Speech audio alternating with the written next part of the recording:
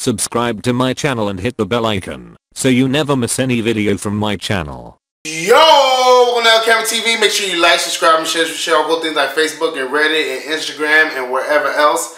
And guys, today was a happy but also sad day in Carolina Panther land. Some things went down, and you know, you never want to see them happen, but you know they gotta happen. So we'll get into that. So let's get started. So today, you know, two vets were cap casualties to, you know, in the situation with the Carolina Panthers. One became a staple in our franchise, whatever. You know, he hasn't been there his whole career, but he has been there for a little, you know, a few years, and he's gotten known to be on the defense, and that's Coleman. We cut him because to save some cap space. I think it was like $2 or $3 million we saved when we cut him. And the other person we cut has been a vet, has been a long-time Panther, and you know, recently got in some trouble with some PEDs and all that stuff. That's Charles Johnson, and he was, you know, a staple in our franchise. You know, one of the, you know, Panthers. Well, he's supposed to be a Panther lifer, but you know, obviously he's in the tail end of his career. He had some issues with PEDs and all that stuff. So I mean, you know, he got cut recently to save some cap space. I think we saved like almost like $6 million in cap space. So you know, you hate to see it happen. That's why, you know, it's the sad part. You know, you want every Panther to retire a Panther and, you know, stay there the whole franchise. But most likely and realistically, that's not how it goes in football, man. You know what I'm saying? It's like a "what have you done for me lately" business. And I've been saying that, you know, we had to cut players and stuff like that, whatever. I wasn't really expecting Coleman to get cut. I wasn't expecting Charles Johnson to get cut. So you know, it was you know, that was the sad part of the day. But it also was a kind of happy part of the day because, you know, we needed a cap space, man. Like, let's be honest. You know, we need cap space. You know what I'm saying? Andrew Norwell's a free agent. Started Lutule's a free agent. You know, we got Tyler Larson that's a free agent. You know, we got Demir Bird, who I think we should at least sign to a contract. We got Graham Gano. We got a few free agents that we should definitely sign. And, you know, it's just part of the business, man. I am happy, you know, that Marty Hurney was able to make those decisions because I didn't think he was going to make those decisions. You know what I'm saying? So, for me, it's, you know, it is sad because we've seen Charles Johnson, you know, Panther, you know, for a very long time get cut. You know what I'm saying? I don't know if he's going to retire or not. We'll see what happens, but he got cut. And Coleman, who, you know, became, you know, a Panther, man. We liked him, you know, so like he was, you know, a part of our team, and he got cut too. But, you know, it is what it is. We know what the football business is, you know what I'm saying? And we need the cap space, and they were cap casualties. So one of the other notable moves that happened, you know what I'm saying, recently was we kind of basically took Matt Khalil's option bonus and turned it into his signing bonus also. So he is going to be on our team for 2018. I mean, it didn't really affect Matt Khalil or the Panthers in any way. It's not like he's getting extra money or anything like that, whatever. We're not losing extra money against the cap. It just was like, you know, we were just basically saying that, you know, it's easier to give him a bigger signing bonus than the option bonus. So it is what it is. I, per se, don't really want him back.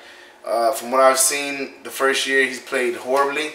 And, you know, he was basically, every DN that was going against him was saying that he was basically a turnstile, that you could beat him really easy. It doesn't look like he do well against speed rushers. And, you know, I don't know if the hip is, you know, healed like it was supposed to, but he doesn't seem like he's doing well for our team.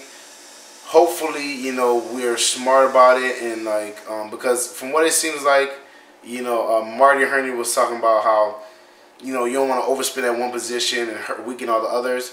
So I don't think we're going after Andrew Norwell, which really sucks to me.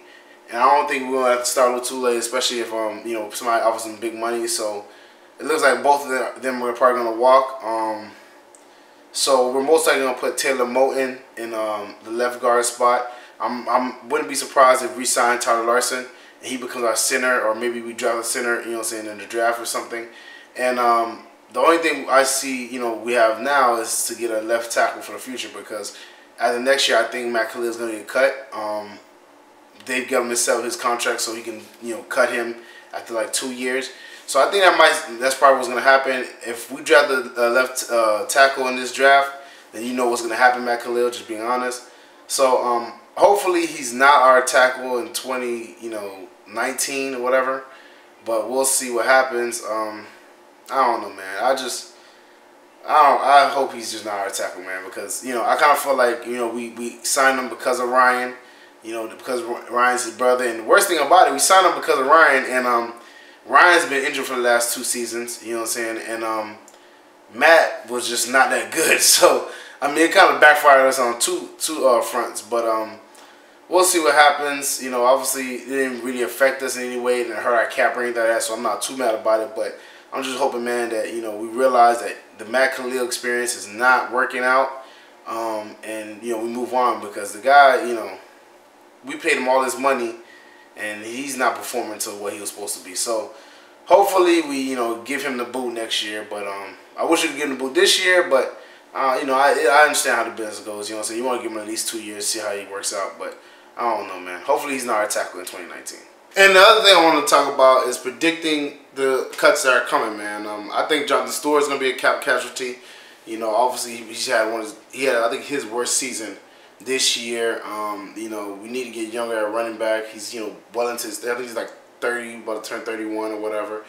He's an older running back, and, you know, everybody says the running back shelf life is 30. And also there's like a few running backs in the market. There's a few running backs in the draft, and I just think that, you know, I think his cap hit is like $3 or $4 million. I think we could save that cap and maybe get Jeremy Hill from Cincinnati, who I think is, you know, he's not a great running back, but I think he can be, you know, efficient. You know, I think he can be, you know, when he was his rookie year, he did really well. Every year after that, he declined, but you know, he's not old really, so, you know, he just got his rookie contract, so we'll see. You know, maybe we can snatch him up. You got Doug Martin, who's also, you know, iffy. But if you don't like those guys, you know what I'm saying, you also have the running backs in the draft, you know. So, which I've already been on the bandwagon getting the running back in the draft. But, you know, another person I think might be a cap casualty is Ryan Khalil, who's another staple on our line. But the last 2 years has been injury ridden. He wants to retire anyways, and I think his cap saving will probably be like close to $7 million. So I wouldn't be surprised if they cut him, man. I mean, again, it's gonna be hard because he's been with our team for so long. But it just, you know, we need to save cap. We need to, you know, start, you know, planning for the future and get younger. And definitely, you know, you can spend that money on a receiver or whatever have you. So. Don't be surprised if Ryan Khalil gets cut. You know, obviously Charles Johnson, Kurt Coleman. So there, you know, I think there are gonna be a few more cap casualties soon. We just, you know, obviously we don't know exactly who they're gonna cut or, you know, when. But there's a few people they can cut and save some cap space, whatever. Greg Olsen, you know, you can cut him also, but I don't think they will. I think Greg Olsen is, you know, still too valuable. He's still too dominant. But I do think that they are going to go out and get a tight end, especially because Ed Dixon's a free agent. They might go out there and get a tight end in the draft, so we'll see what happens. Well, that's it for me, guys. Make sure you like, subscribe, and share this show. Cool things like Facebook and Reddit and Instagram and wherever else. And get in the comment section, guys. Tell me who you think is going to get cut next. How you feel about the Kurt Coleman and Charles Johnson cut? Do you think Kurt Coleman... I ain't going to lie. I feel like Kurt Coleman might go with the Bills because, you know, the Bills and our relationship, whatever, and Sean McDermott being over there. But how do you feel about the cuts? Who you think might be cut next? And who you think we might be able to go after the free agency, man? Get in the comment section so we can start this dialogue. And I will see y'all next time.